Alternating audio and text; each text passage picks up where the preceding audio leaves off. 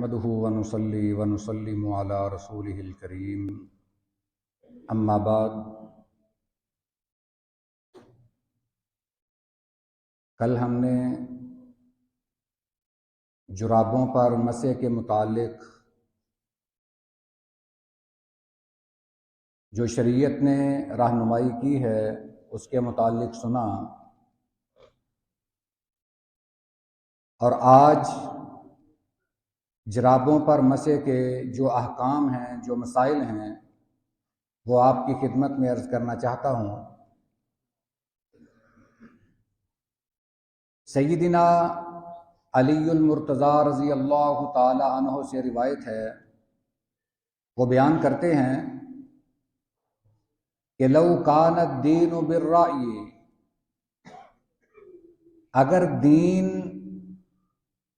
اپنے اپنے اظہار خیال کا نام ہوتا، اپنی رائے کا نام ہوتا،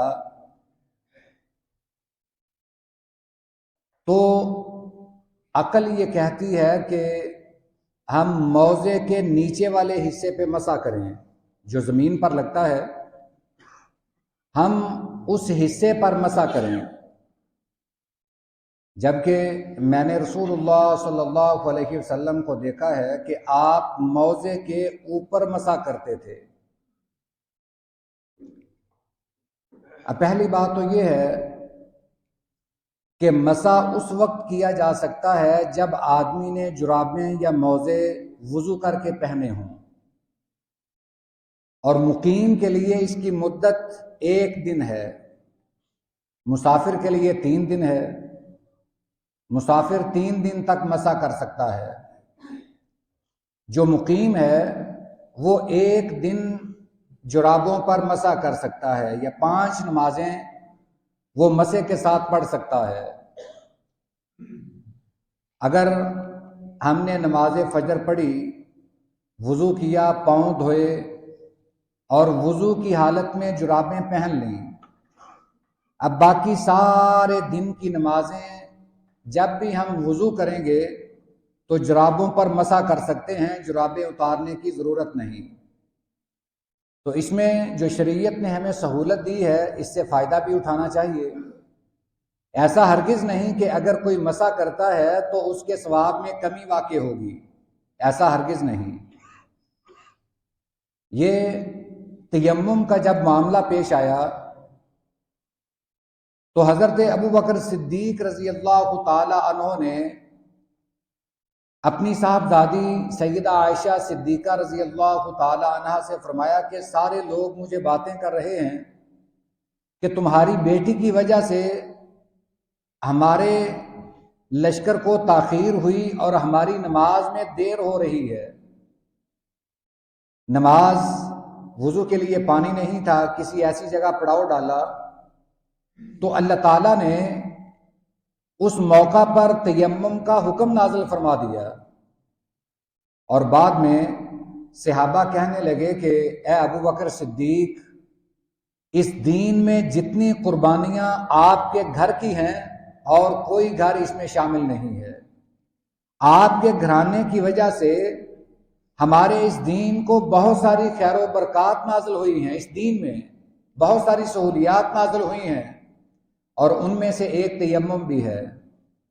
اگر آدمی یہ کہے کہ اب پانی نہیں ہے لہٰذا میں اگر تیمم کروں گا تو نماز میں ثواب میں کمی واقع ہوگی، تو یہ غلط بات ہے۔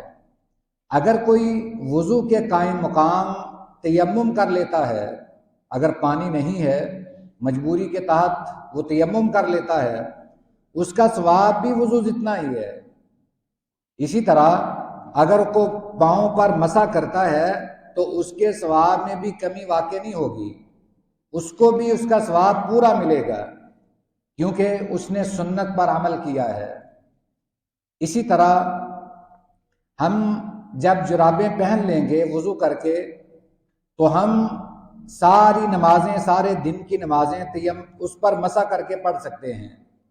اگر درمیان میں کوئی مثال کے طور پر جرابیں گیلی ہو گئیں، آپ نے ظہر کا وضو کیا، جرابیں گیلی ہو گئیں، تو آپ وہ جرابیں اتار کر دوسری پہن لیں، اگر وضو کی حالت ہے۔ اگرچہ آپ نے وضو صبح کا کیا ہے، اس کے بعد آپ نے ظہر کا الگ سے وضو کیا، اور پھر وضو کے بعد آپ کو جرابیں بدلنے کی ضرورت پیش آ گئی، تو آپ جرابیں بدل سکتے ہیں، پاؤں دھونے کی ضرورت نہیں، کیونکہ آپ وضو کی حالت میں ہیں۔ ہاں، اگر وضو ٹوٹے ہوئے حالت میں جرابیں اتار دی جائیں تو پھر مسح نہیں ہوگا، پھر پاؤں دھونے لازمی ہیں۔ اسی طرح یہ کل میں نے عرض کیا تھا کہ جرابیں بعض اوقات پوچھا جاتا ہے کہ موٹی ہوں یا باریک۔ ظاہر بات ہے جب بھی انسان جرابیں پہنتا ہے اس کا ایک مقصد ہوتا ہے، تو ایسی جرابیں تو کوئی بھی نہیں پہنتا کہ جس میں بالکل پاؤں نظر آ رہا ہو، تو ایسی جرابیں تو دیکھی بھی نہیں ہیں۔ اگر ایسی ہوں بھی تو اسے کسی مقصد کے لیے نہیں پہنا جاتا ہے۔ ہم جرابیں پہنتے ہیں سردی کی وجہ سے، ہم کوشش کرتے ہیں کہ جراب موٹی ہو، تو اگر باریک بھی ہو، اونی جراب موٹی ہوتی ہے، سوتی باریک ہوتی ہے، سوتی جراب پر بھی مسح جائز ہے، جو گرمیوں میں پہنی جاتی ہے اس جراب پر بھی مسح جائز ہے۔ مسح کا تعلق سردی کے ساتھ نہیں ہے، مسح کا تعلق جراب کے ساتھ ہے۔ اگر کوئی ملازم وہ گرمیوں میں بھی صبح جرابیں وضو کر کے پہن لیتا ہے تو اسے اب جرابیں اتارنے کی ضرورت نہیں۔ اگر کوئی بڑے بوٹ ہیں یہ جیسے جوگر وغیرہ، تو جوگر یا ایسے جوتے جو اتارنا مشکل ہوں ان پر بھی مسح کیا جا سکتا ہے، ایسے جوتوں پر جن پر آدمی نماز ادا کرنا چاہے، جوتوں میں نماز ادا کی جا سکتی ہے، اگر جوتے پاک ہوں تو وہ پہن کر نماز ادا کی جا سکتی ہے۔ بند جوتا ہو، اتارنے مشکل ہوں، تو پھر جوتے کے اوپر سے بھی مسح کرنا جائز ہے۔